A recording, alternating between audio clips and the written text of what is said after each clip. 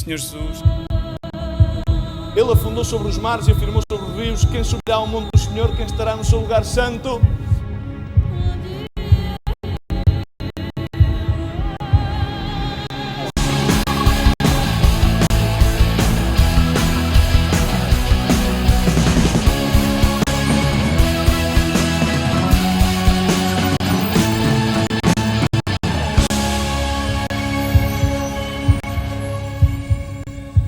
Derramastes por amor a nós nessa cruz do Calvário, Senhor, a qual nos abre, Senhor, a entrada diante do lugar santo, Senhor, na presença do Pai, onde somos aceites, Senhor, onde somos livres, Senhor, para ter comunhão íntima, Pai, com o Pai, Senhor, e aí somos vivificados pelo poder da Tua Palavra, Senhor, somos vivificados pelo poder do Teu Espírito, Senhor, podemos ter comunhão íntima contigo, Senhor, participar das Tuas bênçãos, participar da Tua vida, Senhor, a qual, Senhor, compartilhastes connosco, Pai. Obrigado, Pai, por esta, Senhor, por esta comemoração da Tua ressurreição.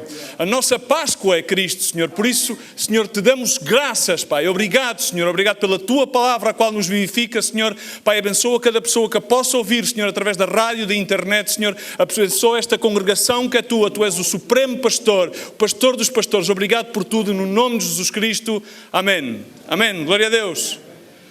Irmãos, o título da mensagem, não combinamos nada, é exatamente a escritura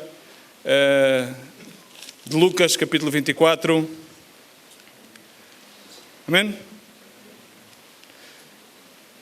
Porque buscais entre os mortos, Ele está vivo. Amém?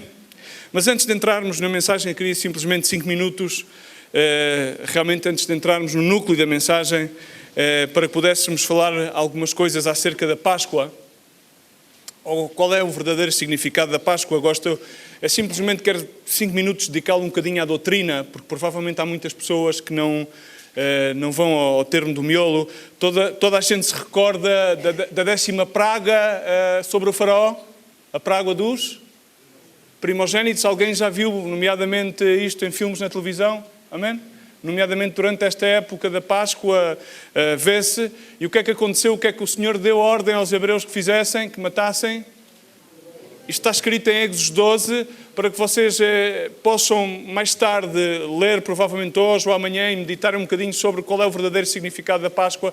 A Páscoa foi instaurada no Antigo Testamento, em Êxodo 12, e realmente a palavra Páscoa vem do termo hebreu Pesach, que significa passar por cima. Amém? E o símbolo do sangue com o qual eles borravam a entrada das portas fazia com que o anjo da morte não tocasse nenhum dos seus filhos. Amém?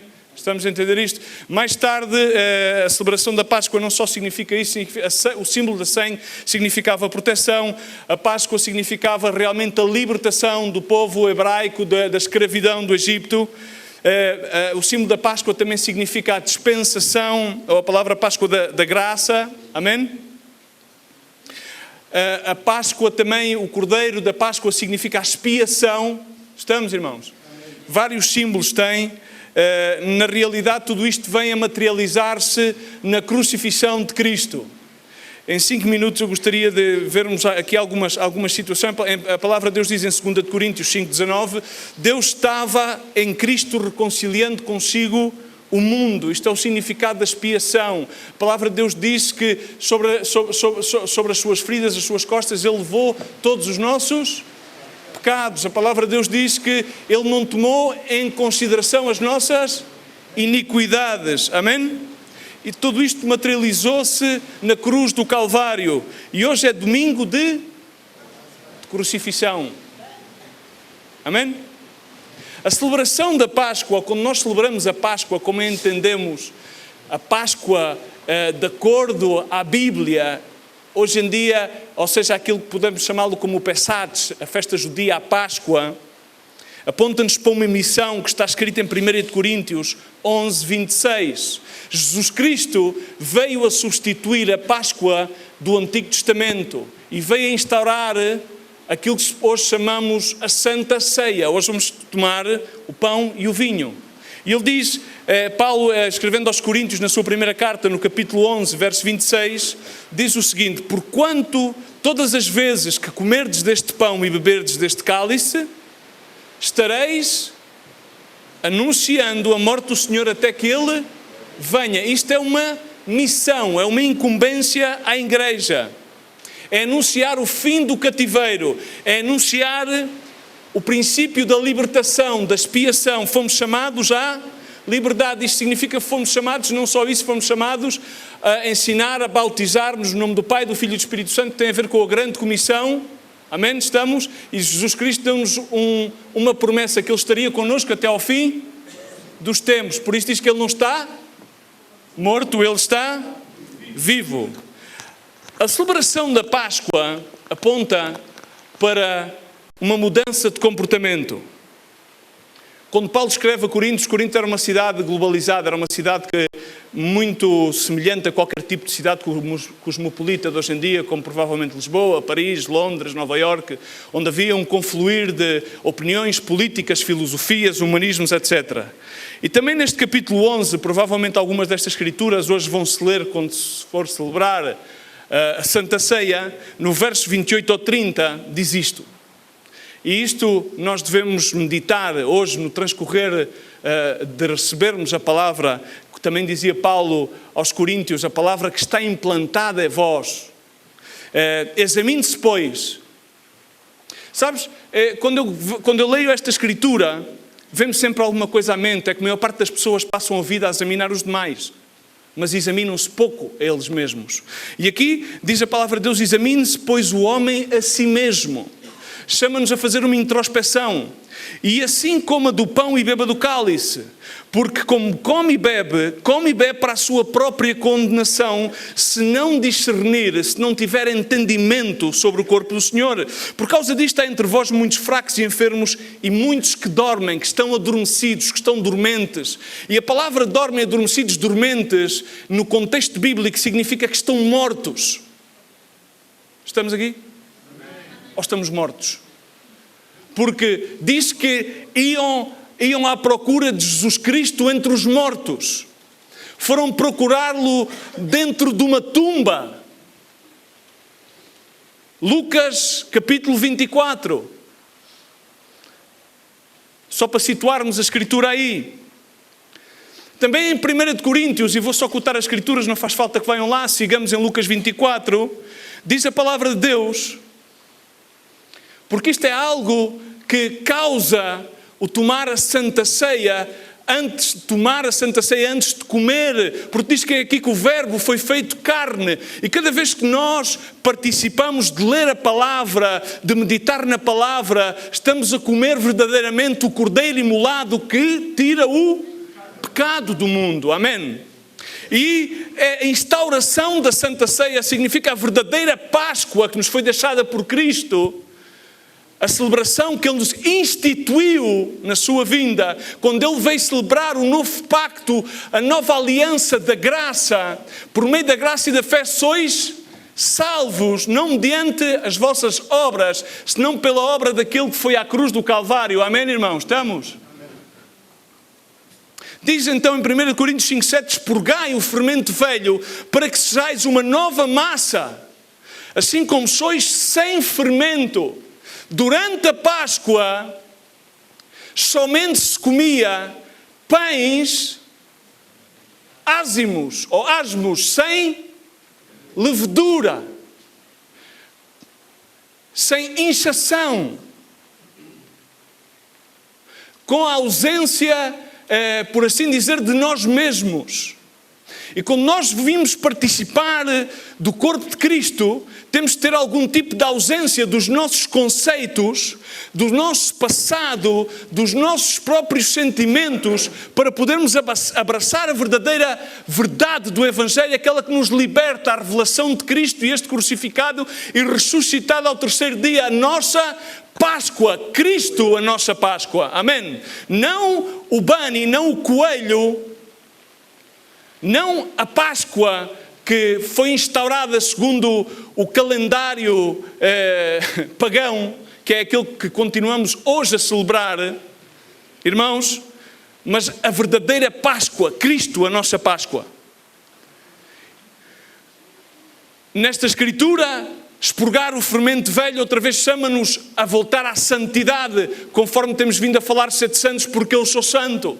E entendemos que a santidade não o obtemos por meio das nossas obras, senão por meio da obra de Cristo em nós. Amém? Abraçando a obra da graça e esta obra que é concluída na cruz do Calvário. Mas venhamos então à Escritura de Lucas 24 para encauçar. Por isso muitos estão enfermos entre vós, por isso muitos dormem, estão dormentes. Por isso muitos procuram a vida entre os mortos. Lucas 24, verso 1 ao 6 diz: mas já no primeiro dia da semana, bem de madrugada, foram elas ao sepulcro, levando as especiarias que tinham preparado, e acharam a pedra revolvida do sepulcro.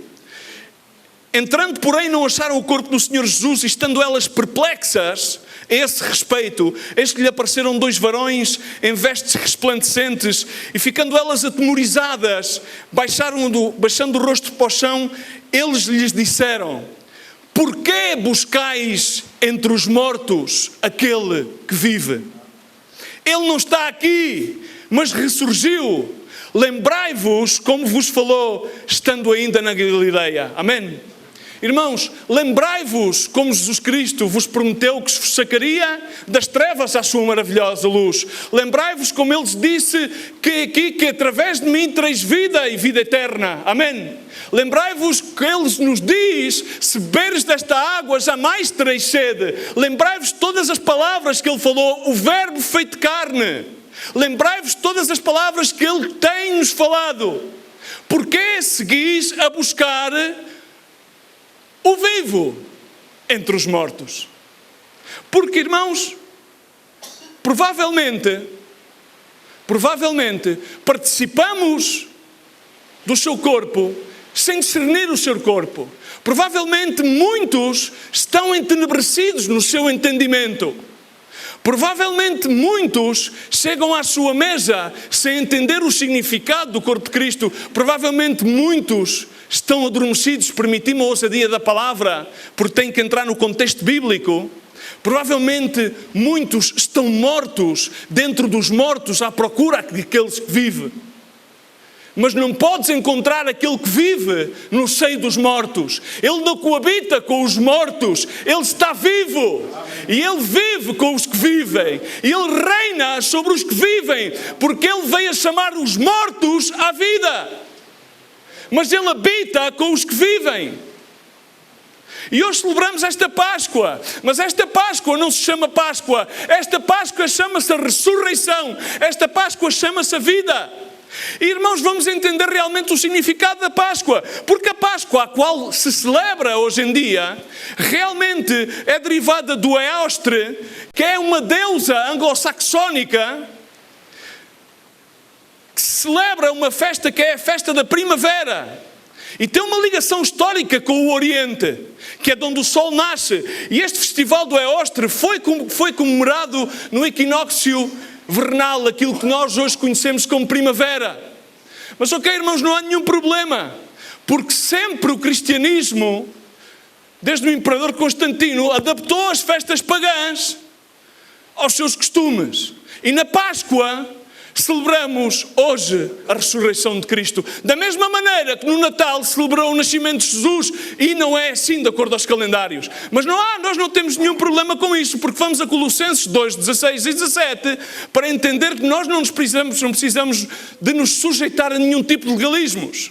Diz a palavra do Senhor, porque há muitas pessoas que se deixam afetar pelos legalismos da coisa e não sabem viver baixo aquela graça ao qual Deus nos chamou. Há muitas pessoas que se deixam afetar sobre o que é que não deves comer e o que é que não deves beber. Por isso eu comecei por dizer: examine-se o homem a si mesmo. Antes de participar da Santa Ceia do Senhor, discerna bem o corpo de Cristo, discerna bem a palavra que lê, que come, que medita. Discerna bem quando vem a comer do seu corpo e do seu sangue. Ninguém, pois, vos julgue pelo comer ou pelo beber, ou por causa dos dias de festa, ou da lua nova, ou dos sábados, que simplesmente são sombras das coisas vindouras, mas o corpo é de Cristo. Amém? Não precisamos, irmãos, de estar sujeitos a isto. O que interessa, sim, é que na realidade tu e eu tenhamos a consciência que não só hoje, mas a cada dia, nós celebramos a ressurreição de Cristo, porque não temos que andar à procura do vivo entre os mortos, porque Ele está vivo. Mas a consciência é esta. Porque muitos continuam à procura daquele que está vivo entre os mortos. Nós hoje, penso eu, por menos, trato de que hoje me lembre e simplesmente esteja aqui com o único propósito de celebrar uma situação de vida e não de morte. Porque Cristo está vivo. O Espírito de Cristo está entre nós, está em mim. Aqui encontramos que este grupo de mulheres dirigiram-se ao sepulcro de Cristo. Maria Madalena, Joana e Maria, a mãe de Tiago, entre outras mulheres que estavam com eles, foram provavelmente a lamentar o falecimento do Salvador. Mas, no entanto, encontraram a 2 anjos, homens com vestidos resplandecentes. E eles disseram-lhe: porque é que buscam os mortos, entre os mortos aquele que vivem? Ele já não está aqui, Ele ressurgiu, Ele vive. E assim muitos temos um sentido de lamentação. Assim muitas pessoas passam a vida a lamentar-se. Eu não entendo porque é que muitos cristãos têm uma vida de lamentações, onde Deus nos chama a viver. O que é que diz a palavra do Senhor? O quê? Qual é que é a nossa força? A sua? Então porquê é que a gente às vezes entra num local onde está cheio de cristãos e parecemos que vamos numa marcha fúnebre? Porquê buscas o que vive entre os mortos? Porquê? É uma pergunta talhante, é uma pergunta actual, é uma pergunta para ti e para mim. Porquê te lamentas se tens o que vive? Será que a Bíblia é mentira? Será que Deus é falso? Ou será que a dualidade da tua carne se apodera daquilo que é verdadeiro, daquilo que vive? Vamos a vê-lo. Porque provavelmente, no meio daquilo que está morto, andas à procura daquilo que vive, e é impossível encontrar o que vive no meio dos mortos. Porque muitos hoje procuram o Salvador entre os mortos. Muitas pessoas fazem isso, mas não o podem encontrar. Há muitas pessoas que dizem: não, Deus está em todo lado. Sim, Ele está em todo lado, mas Ele está no meio daqueles que vivem. Amém? Ele está em todo lado. Claro que está. Mas tu vais ver a Bíblia, se tu vais ver desde Gênesis e Apocalipse, Ele teve um povo escolhido e eleito. Ele habitou com os seus. Ele teve os seus servos escolhidos. Deus é elitista? Não, Deus não é elitista. Deus tem uma vontade perfeita. Amém? Amém? E Deus é soberano. E quem somos nós para questionarmos a sua vontade? Deus chama-nos a que nós estejamos no centro da sua perfeita vontade. Amém? Então Deus chama-nos a que nós vivamos a sua vida abundante. Porque aquele que vive está, irmãos, com quem? Com os vivos. Então eu pergunto-me: estás morto ou estás vivo? Ele mostra-se, diz a palavra de Deus, em favor daqueles que o buscam, aqueles que o procuram. Irmãos, temos que aprender uma lição na nossa vida com Deus. Não vamos poder encontrar a Deus entre os mortos. E há muitas pessoas que querem encontrar a Deus entre os mortos. Somente vamos encontrá-lo entre os vivos. E vamos vê-lo em Apocalipse 3. Do verso 1 e 2, simplesmente, quando ao anjo da igreja em Sardes escreve isto: diz: aquele que tem os 7 espíritos de Deus e as estrelas conhece as tuas obras. Tens nome de que vives e estás morto. Sê vigilante e confirma o restante. Há um remanente. Sempre houve um remanente na Bíblia. Há sempre um remanente em cada lugar. Sempre um remanente de pessoas que guardam as suas vestes, guardam o seu coração para procurar a Deus. E confirma ao restante que estava para morrer. Inclusive esse remanente que estava à procura do vivo no meio dos mortos, estava predestinado nesse tipo de ação para morrer. Porque não tenho achado as tuas obras perfeitas diante do meu Deus. Não vamos ler mais, vamos ficar aqui. Sardes era a antiga capital de Lídia, uma cidade também muito rica. Sardes alcançou uma elevada reputação naquele tempo. Mas de onde é que Sardes e de onde é que as pessoas, grande parte das vezes, alcançam a reputação? As pessoas alcançam a reputação, como hoje em dia os mercados de valores se regem em base à especulação. Alguém se lembra de dizer que a empresa tal ou a pessoa tal tem uma grande reputação e hoje de repente essa pessoa tem uma grande reputação e eleva-se a sua reputação. Esta empresa passa a valer tanto e amanhã começa-se a denegrir e assim baixa. Sardes teve uma grande reputação. E alguém disse, não, Sardes, isto é grandioso.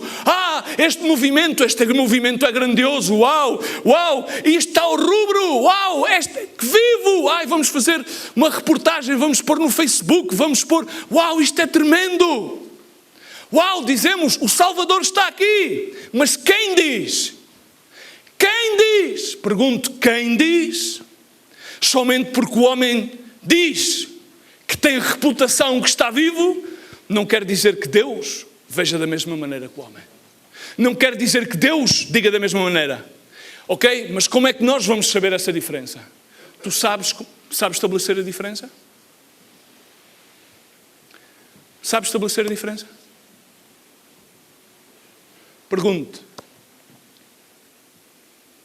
Porque o problema está em saber estabelecer a diferença entre o que está vivo e o que está morto. Porque há mortos que trabalham. Ok? Sardes, deixou escritos tremendos. Houve escritos bíblicos, históricos, que ficaram na história de Sardes. Sardes teve um movimento espiritual elevadíssimo, grandíssimo. Grandíssimo, houve um movimento espiritual em Sardes, grandíssimo. Todos os movimentos espirituais que entraram em decadência tiveram um grande movimento espiritual anteriormente e depois entraram em decadência. Começaram por ser grandiosos, fulgurantes e posteriormente entraram em decadência. Começaram bem, mas terminaram mal. Como é que vamos estabelecer a diferença entre o que está vivo e o que está morto? Porque nem tudo aquilo que brilha é ouro. Quando começas a escrevar as ligas metálicas, vais ver que afinal o ouro é PX-BEC. E hoje em cima, com as tecnologias modernas, dependendo de como tu tiras a fotografia, tu agarras numa igreja que tem 20 membros e parece que tem 2000. E depois dizes, wow, I love my church, 1,000 decisions for the Lord. E em cima estás situado em Portugal. E falamos português e tu escreves em inglês. Só faltas ter um culto bilíngue e não há ninguém que chegue a inglês já na tua igreja. Enfim, são coisas do tempo. Há quem se chame contemporâneo. Ok, cada um com a sua, cada um sabe de si, Deus sabe de todos. Mas vamos àquilo que interessa. Como é que discernimos aquele que está vivo daquele que está morto? Porque na igreja há muitos mortos. Entendamos que em Sardes está a falar à igreja de... Não sei se estou no lugar errado ou se tenho que ir para outra freguesia. O anjo está a falar a quem? O que é que está lá escrito na Bíblia? Isto deve ter por ali qualquer coisa. Está ali uma Bíblia aberta, mas não está lá. Qual é que é? Apocalipse 3, verso 1. Magia. Estás confuso? Hã? A tecnologia não funciona? Às vezes é isso aí que não funciona. A tecnologia falha como tudo. E o anjo da igreja... E ao anjo da igreja que está em Sardes escreve isto. Então a palavra veio para quê? Para a igreja. Então acho que estamos localizados. A gente aqui estamos congregados como uma quê? Não estamos na igreja. A gente estamos congregados como uma igreja, ok? Porque isto não é uma igreja, ok? A igreja somos Ok, então parece que doutrinalmente estamos corretos. Então, significa que a palavra vem à igreja. Então entre a igreja poderá haver vivos? Então podemos inclusive no seio de mortos andar à procura de... Mas não está correto ir à procura do vivo entre os mortos. Nós temos que ir à procura do vivo entre os vivos, porque é entre os vivos que ele se encontra. Amém? Estamos de acordo? Ok, então aqui temos alguma plataforma para continuar. Podemos continuar? Se eu não continuo, se vocês não estiverem de acordo. E podem estar em desacordo. Não há problema, ok? Então, como é que nós vamos estabelecer as diferenças? Como é que nós estabelecemos aquilo que está bem daquilo que está mal? Vamos à internet. E vamos ao Google e pomos lá. Diferença entre o vivo e o morto. Enter. É o que os putos agora fazem na escola. Trabalho de grupo. Google. Tal. Copy and paste. Copiar e colar. Já está. Livros para que é que eu quero? Faz falta. Tenho internet. Tenho o tablet e aquelas coisas todas. Na minha altura havia tablets, mas era da Regina. E não eram touch. Quando a gente tocava muito, aquilo derretia-se. Então, quando nós nos congregamos em nome de Jesus, vamos lá ver uma coisa. Vamos lá aqui fazer tipo uma escola dominical. O que é que se chama isto? A Bíblia. Não, isso que é a Bíblia eu sei. Chama-se mais qualquer coisa do que a Bíblia. Mais qualquer coisa. Mais. Isto é um livro. É o livro do quê? Ok, isto é o livro de... Então, quando tu queres saber alguma coisa da tua vida, o que é que vais fazer? Vais ao psicanalista? Ao psiquiatra, não é? Vais à consulta, não é? Hã? Os malucos também vão. O que é que tu precisas... Se queres saber o que é que está bem e o que é que está mal, o que é que tu tens que fazer? Tens que ir à Bíblia. Então vamos à Bíblia? Ok? Vamos à Bíblia para ver se a Bíblia nos diz um bocadinho a diferença entre os mortos e os vivos. Está bom? Até eu tomei a liberdade, antecipadamente, para facilitar isto, escolher aqui umas escrituras simples para que pudéssemos identificar alguns exemplos entre a vida e a morte. E podemos ir a Efésios, capítulo 2, verso 1, 2, 3, uma escritura que todos nós conhecemos, muito simples. Amém? Porque estamos a falar que celebramos a vida em Cristo. A nossa Páscoa é Cristo, disse Paulo. A nossa Páscoa é Cristo e andamos em novidade de vida. Amém? Diz Efésios 2, verso 1. Ele, vamos assim todos juntos, que é para ser mais potente, tipo assim como os clubes de futebol, estás a ver? Tipo claque, ok? Vamos fazer uma claque para Cristo. Ele vos vivificou, estando vós mortos nos vossos delitos e pecados, nos quais outrora andastes, segundo o curso deste mundo, segundo o príncipe das potestades do ar, do espírito que agora opera nos filhos da desobediência, entre os quais todos nós também antes andávamos nos desejos da nossa carne, fazendo a vontade da carne e dos pensamentos, e éramos por natureza filhos da ira, como também os demais. Ok? Agora vamos a 2 Timóteo, capítulo 3, verso 5. Só vamos ler o 5 e o 7.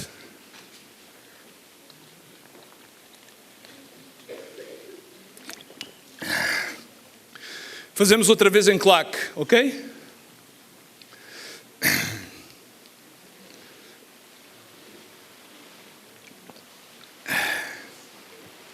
Que ontem fiquei muito impactado porque chamei um amigo à hora de jantar e ele estava no estádio e eu só ouvia aquilo.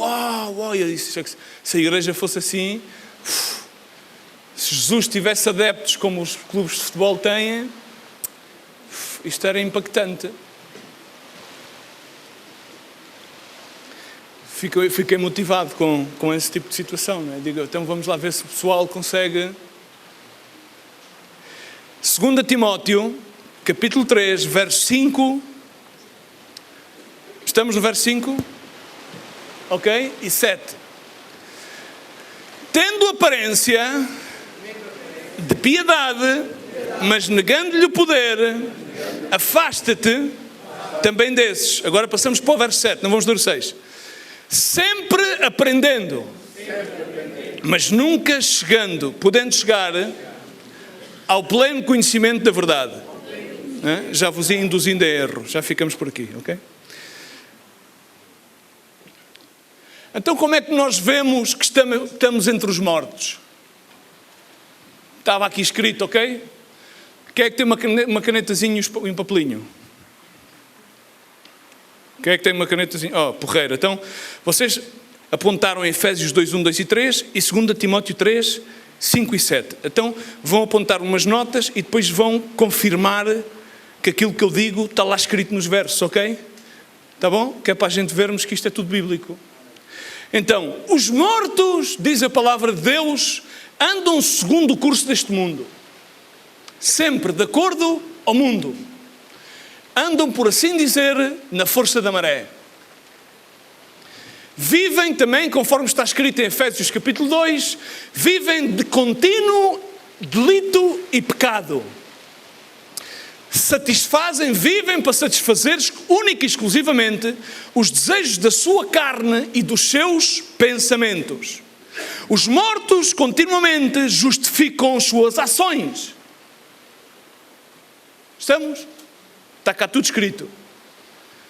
Agora vamos passar a 2 Timóteo. Os mortos aparentam ter aparência de piedade, mas negam a eficácia da piedade. Ok? E vamos dar aqui um exemplo. Vamos, por exemplo, aqui só um exemplo. Os mortos acreditam, não é? Acreditam ou não? Os demónios creem e temem, diz a palavra de Deus, não é? Está escrito na Bíblia, não está? Estamos de acordo? Não é nenhuma heresia, pois não? Os demónios acreditam, é ou não é? E o que é que faz Satanás para ter ação? O que é que faz Satanás para ter ação sobre alguém? O que é que ele faz? Pede o quê? O que é que ele fez para ter ação, por exemplo, toda a gente conhece a história com Jó. O que é que ele fez? Pediu autorização a Deus, foi ou não foi? Então, os demónios creem e temem, e ademais diz a palavra, sujeitam-se. Ok? Ok. É que eu tive que fazer isto curto, porque se a gente fôssemos ler a 2 Timóteo, desde o princípio, iríamos encontrar muitas mais características dos mortos, mas vamos fazer isto um bocadinho mais curto, que é para não demorar, porque é para poder, não sei se vão comer borrego, mas enfim, eu não vou. Eu não vou comer borrego. O orçamento não chega para o borrego. Em João 8, vocês recordam-se que a gente lemos Colossenses 2, 16 e 17, não se recordam acerca daquilo que havíamos de comer, das festas e dos feriados e dessas coisas todas, ok? O que interessa é o corpo de Cristo. Então, diz a palavra, toda a gente conhece a história de João 8, 30. Conhecereis a verdade e a verdade vos fará livres. Recordam-se o contexto da história. Jesus falava a quem? Aos quem? Aos judeus que tinham crido nele. E o que é que aconteceu? Eles o que é que fizeram? O que é que fazem os mortos? Justificaram-se que eram filhos de Abraão. Justificaram-se no quê? Na tradição. O que é que fazem as pessoas? Justificam-se na... é que de antes era assim. E ele disse, não, mas aquele que é escravo do pecado, não permanece na casa. Porque eles disseram, não, como é que é isso agora de conhecer a verdade e ser livre? Eu sou filho de Abraão, eu já sou livre. Entendemos aqui um bocadinho? Justificaram-se, Os mortos continuam sempre mas é que eu já fui... irmão, desculpe lá, mas é que essa palavra a mim não encaixa. Eu já cá estou há muitos anos. Deus está em todo lado. É omnipresente, eu sei, irmão. Não há problema nenhum. A obra que Ele começou irá terminar. Então não há problema, então vai, peca e não passa nada. Já fui salvo, serei sempre salvo, está bem? E depois falta o resto, porque uma das coisas da Páscoa muito interessante é que o cordeiro tinha que ser comido todo com as suas entranhas e com as suas peçunhas. E quando a família não podia comer o cordeiro todo, tinha que fazer o quê? Queimá-lo! Simboliza que tinha que ser santificado, significa o fogo é o simbolismo da presença do Espírito Santo, do fogo santificador. Significa que a palavra de Deus tem que ser toda digerida. Amém? Não podemos fazer... Ok, então continuamos. Os mortos, vimos aqui, tremendo. Os mortos, a morte é como a lepra, é como o desânimo, não é? Uma pessoa quando está desanimada, o que é que faz? Chegas ao pé de uma pessoa que está desanimada e por muito animado que venhas, passado 10 ou 15 minutos, tens um desânimo, chegas lá e estás porreiro da vida e vens, e tal, e o gajo chega, sabes lá, e pum, e pá, sabes... Passado meia hora, estás com uma depressão aguda, estás pior que Elias. Fazes um buraco e metes-te lá dentro. Menos mal que depois Deus é misericordioso e manda uns sussurros e uns ventos e te saca-te pela sua eterna misericórdia. Enfim. E a morte também é assim, é como o desânimo, aquilo entra, não é? Porque se tu reparares em 2 Timóteo, não é? As aparências de piedade, mas negam a sua eficácia, significa que parece uma coisa, mas são outra, não é? E entram, diz no verso 6, eu ocultei o verso 6, entram nas casas, que aquelas pessoas curiosas querem sempre aprender. Estão sempre com os radares, estão sempre à espera das últimas novidades. Andam sempre a entrar de casa em casa, tipo borboletinha. E então... parece que estão sempre a aprender, mas diz cá na Bíblia, sempre a aprender, mas nunca podem chegar ao conhecimento da verdade. Não enxergam. A palavra de Deus diz, têm um entendimento entenebrecido. Por muito que lhe des, e agora vamos ver, por exemplo, é que não tenho muito tempo, alguns de vocês já têm o borrego a marinar, e eu ainda tenho que ir mariná-lo e não é borrego. Então isto é engraçado, porque em Hebreus, a Epístola de Hebreus tem uma riqueza tremenda, e eu agora estava-lhe ali a dar voltas, e tinha aqui mais umas quantas de coisas, porque a gente quando escreve uma coisa e põe-se ali, e por muito levantes às 7h30 e não sei quantos, e isto é uma grande... O Senhor é miraculoso. Enfim, vamos lá ver se a gente termina isto. Os mortos estão sempre a aprender, mas nunca chegam a conhecer, porque têm uma sede louca de aprender, mas não enxergam nada. Não enxergam.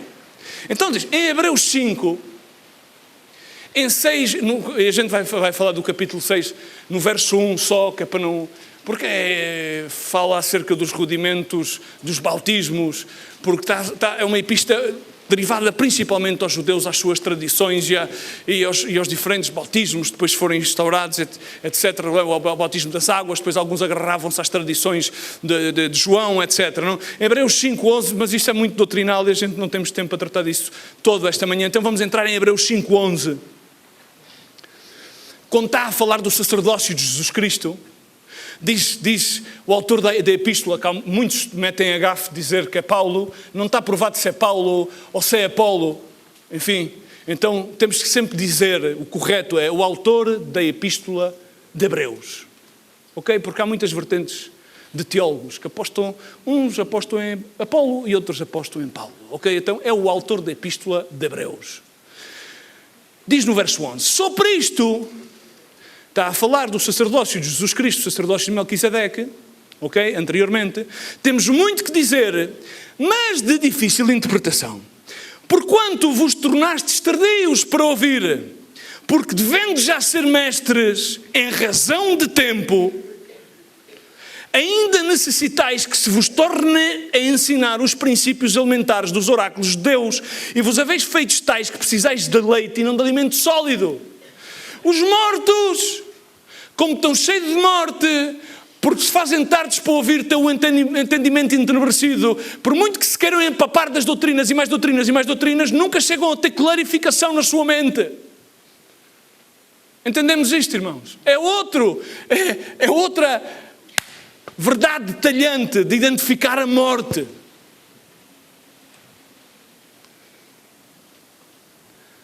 Entendamos uma coisa, o Senhor Jesus chamou-nos para a vida. A ressurreição de Cristo é a celebração da vida e não a vamos encontrar no seio da morte. Amém? A vida é alegria, é gozo, é paz, é poder no Espírito Santo. Não é lamentação, não é angústia, porque quem nos livrará? Quem? Podemos temer alguma coisa? A Epístola aos Romanos o que é que diz? Fome, nudez, angústia. Quem nos separará do amor de Deus? Quem nos separará da vida? Quem? Ninguém nos separará. Ele chamou-nos à vida. Temos vindo a falar, e isto é santificação. 1 Pedro 2,9 diz que nós somos a geração eleita, mas já passaram não sei quantas gerações. Em todas as gerações há um núcleo, há um remanente eleito que foi chamada das trevas à luz, um sacerdócio real, uma nação santa, um povo adquirido, comprado com preço precioso, para que anunciemos. Outra vez vem a comissão, uma vez mais vem aquilo que nós possamos anunciar continuamente a ressurreição, a morte de Cristo, a cruz do Calvário, poder para a salvação, amém? Não temos por que andar angustiados, atribulados, temos vida eterna, temos gozo, temos abundância de pão. Na casa do Pai há abundância de pão. Reage! Eu sei que os portugueses vivem pelo café, não é pela fé. Não sei se é Delta ou se é Cical. Mas a Bíblia diz que o justo, pela fé, viverá, e aquele que retroceder não agradará a minha alma. Fé em quê? Fé em quê, irmãos? Fé em Jesus Cristo e na sua obra redentora, selada na cruz do Calvário. Ele baixou, não só da cruz do Calvário, ele baixou ao Hades. E ele ressuscitou ao terceiro dia. O que é que continuas a fazer? À procura do vivo entre os mortos.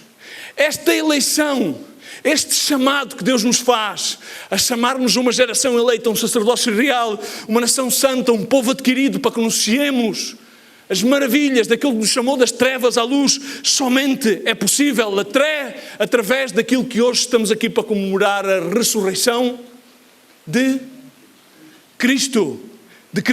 Ele abriu um novo caminho. A palavra de Deus diz em Hebreus 10:20, pelo caminho que Ele nos inaugurou, um caminho novo, através do véu da sua carne, somos chamados para andar em novidade de vida, diz a palavra de Deus, em novidade de vida. Por isso a palavra de Deus, quando Paulo escreve aos Coríntios, se alguém está em Cristo, nova criatura é. As coisas velhas já passaram, fomos chamados da morte à vida, fomos chamados das trevas à luz, e a condenação é esta. Qual é que é a condenação? Terminem lá vocês, vá. Ok, o homem amou mais o quê? O homem, agora eu vou-lhe dar assim uma volta de face, eu não quero mudar nada a palavra de Deus. O homem anda à procura do vivo entre os mortos, ama mais as trevas.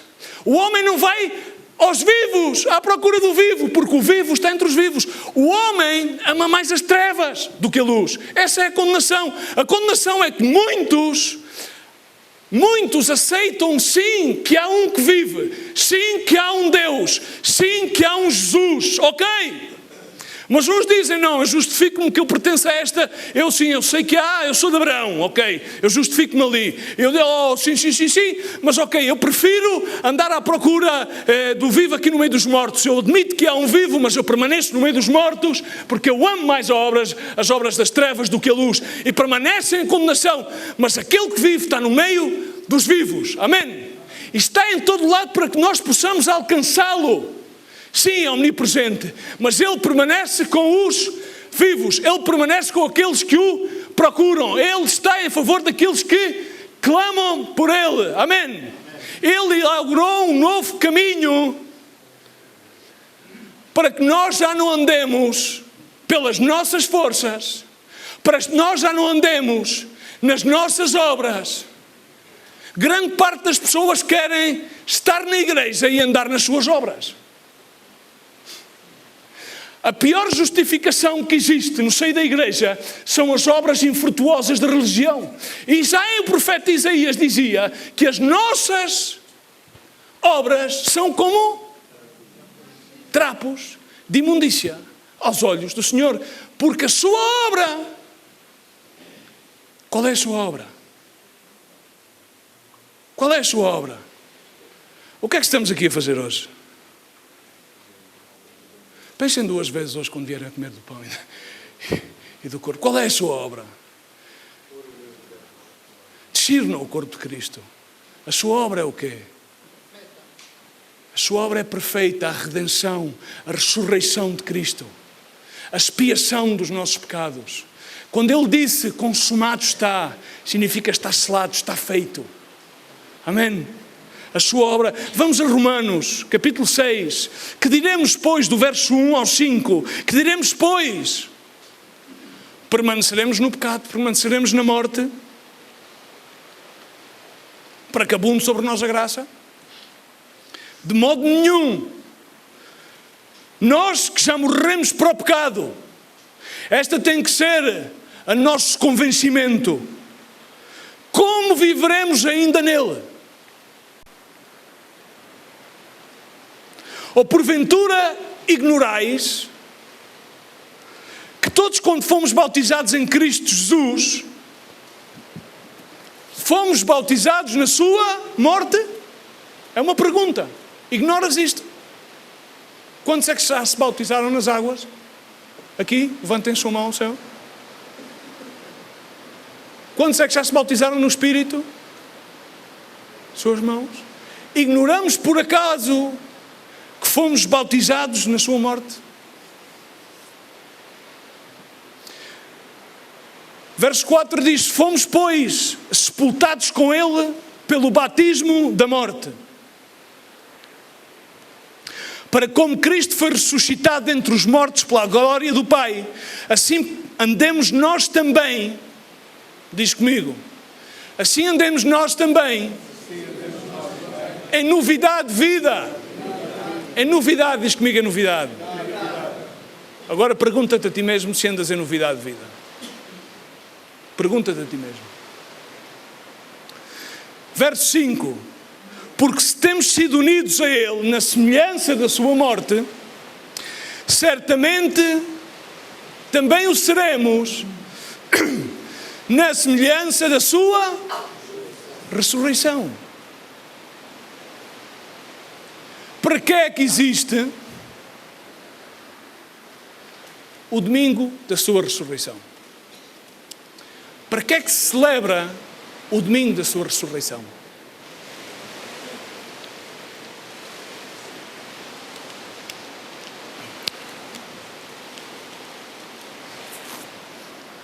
Para que é que o celebramos?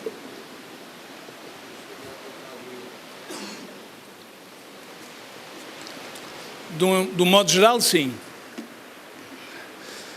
Quando nós nos congregamos, aquilo que nós aqui vimos aqui fazer tem que ter sempre, à parte de um aspecto corporativo, tem que ter sempre um aspecto pessoal.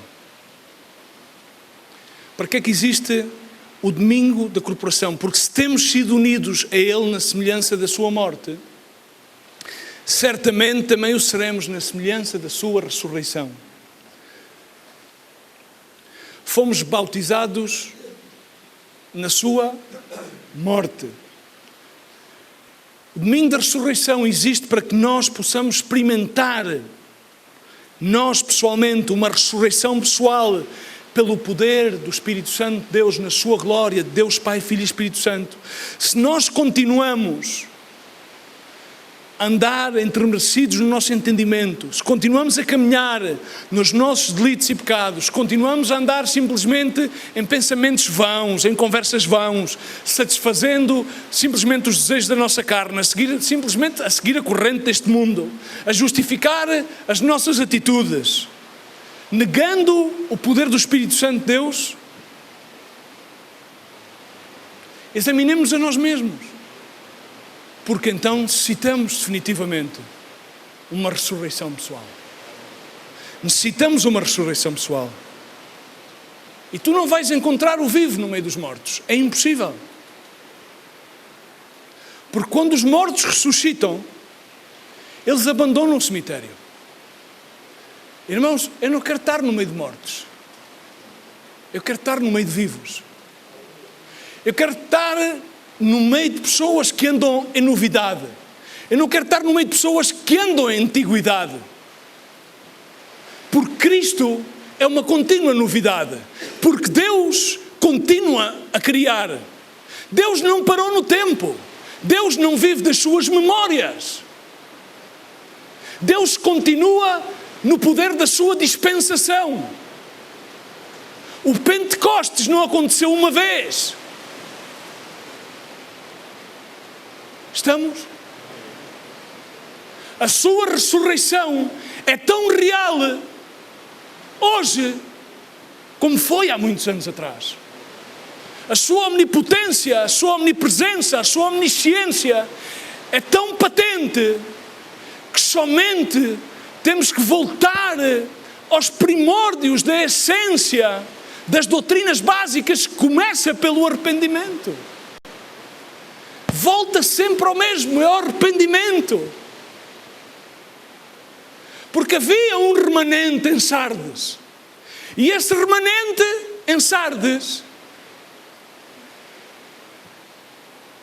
se não despertasse, iria morrer também, diz a palavra de Deus. Iria morrer. Por isso o anjo deu a palavra ao remanente. Senão o remanente também provavelmente iria justificar-se, ou iria se deixar ir. Olha, vamos, seguimos. Onde é que vai a gente? Onde vai Vicente? Pois vamos onde vai Vicente. Olha, não passa nada. Onde é que vai Vicente? Vicente vai ali à tangente. Vamos onde vai a tangente. Não, mas há mais qualquer coisa. Deus tem sempre alguma coisa a mais. Deus tem sempre uma obra gloriosa. Uma obra que tu não podes tocá-la com as tuas mãos. Uma obra que tu não podes enxergar com os teus olhos, mas é visível, é patente. Há algo a suceder nas esferas celestiais. O poder das trevas está a ser destronado, mas nós como igreja temos que despertar. Temos que despertar e entender que todos estávamos mortos nos nossos delitos e pecados. E provavelmente todos podemos estar a cair em adormecimento. Todos podemos cair em adormecimentos. Não há justo, diz a palavra de Deus, nem sequer um. Claro. Entendamos uma coisa. Não há uma só pessoa que seja tão boa que não precise de Deus. Porque há alguns cristãos que são tão bons, tão justos que já não precisam de ser justificados. Não sei.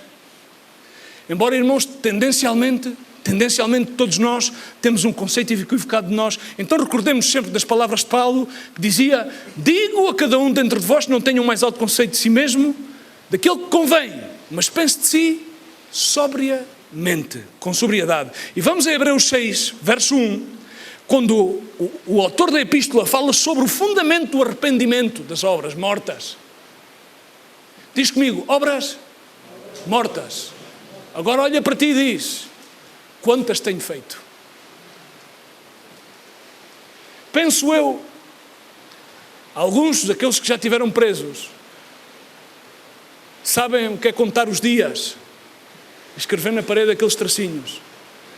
Pois penso eu, analisando-me e olhando para mim mesmo, provavelmente deixaríamos muitas paredes com tracinhos acerca das obras mortas. Por todas as obras que não são feitas por fé, são mortas. Mas bem, de acordo àquilo que escreve a Escritura, são pecado aos olhos de Deus. Porque não procedem de fé. Sobre as quais devemos arrepender-nos diante de Deus, porque muitas as fazemos. E mais, fazemos-as em nome de Deus.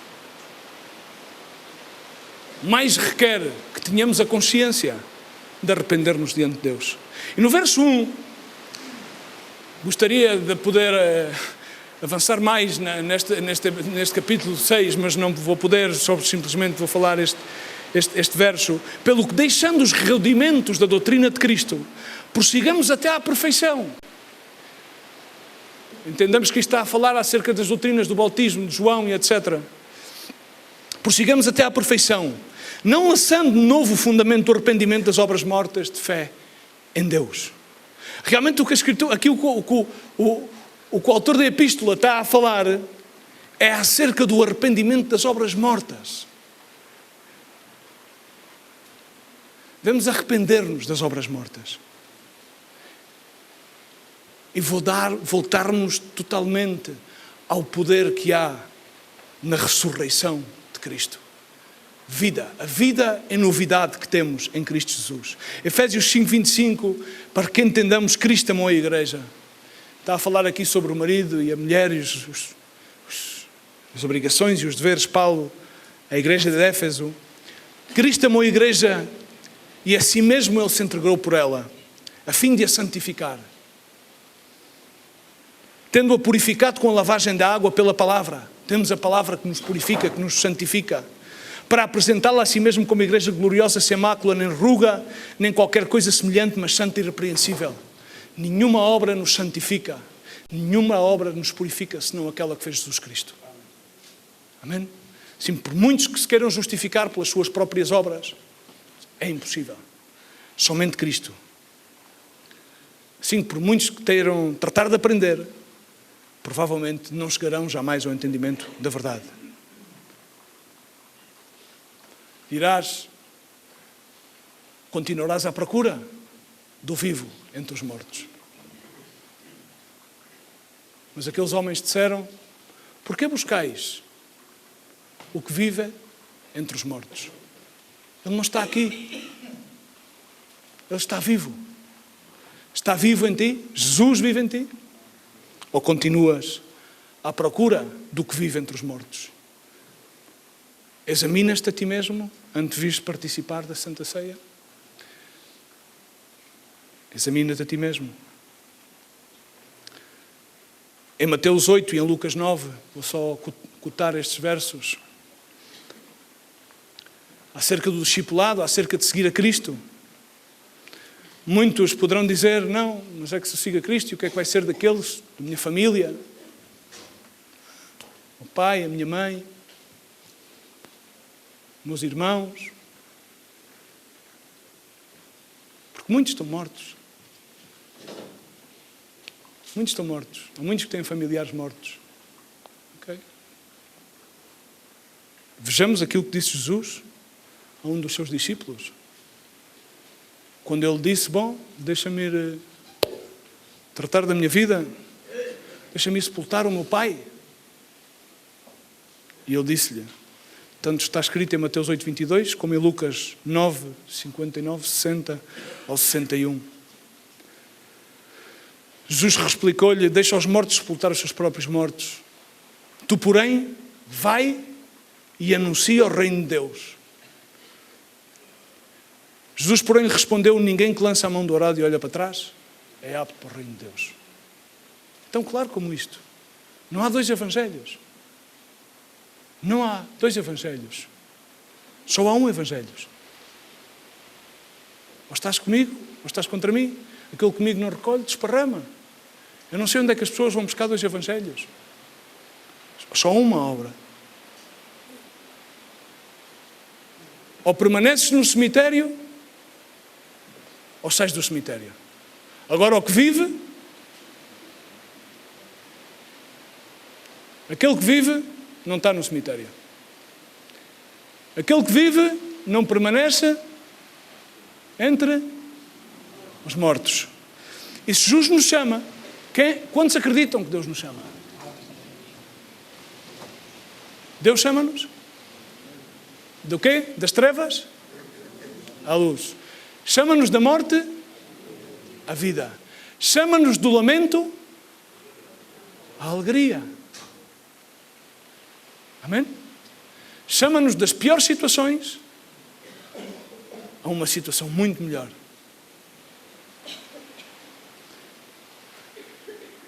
E se Deus nos chama, é hora que possamos seguir a Deus. É hora de seguir ao Mestre Jesus. É hora de sair do cemitério. É hora de encontrar a vida. Amém? Vamos pôr-nos de pés. É hora de deixares o cemitério. Não vais encontrar vida no cemitério. Não vais encontrar vida na tumba. Não vais encontrar vida nas memórias.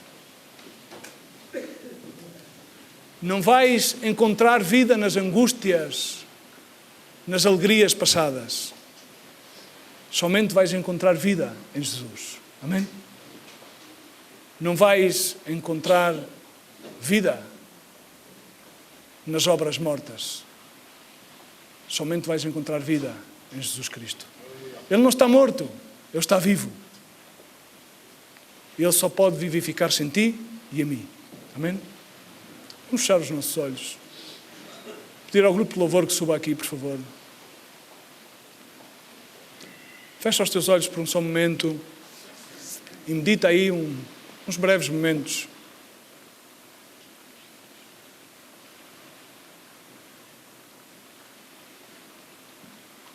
Provavelmente, sem dar-te conta, no seio do teu coração poderás ter muitas situações mortas. Coisas passadas, coisas presentes.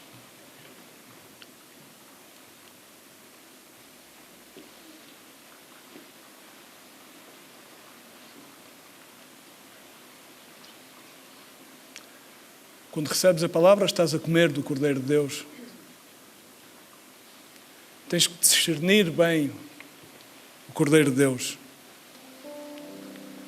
A religião não salva. A religião condena. Cristo liberta.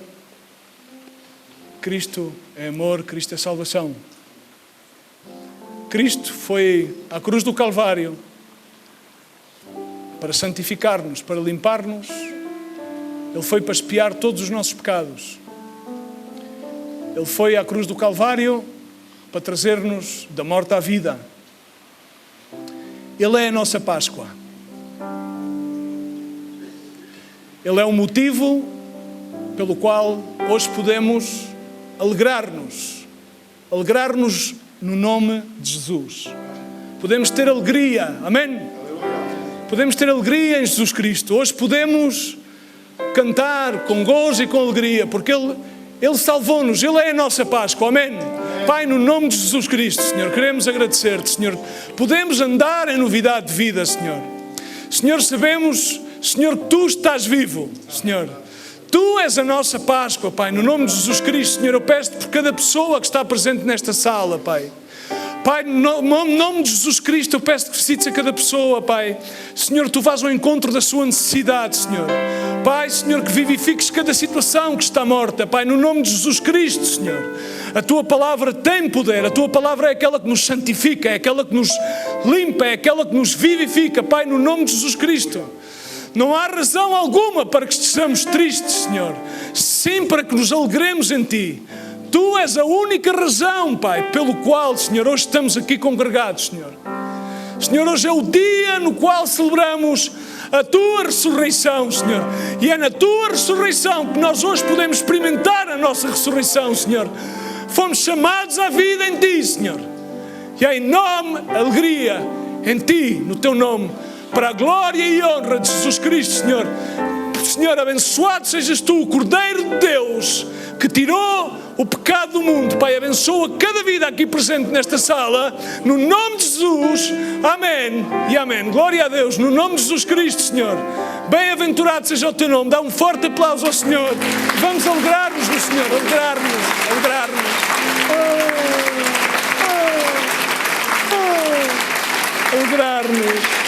Aleluia.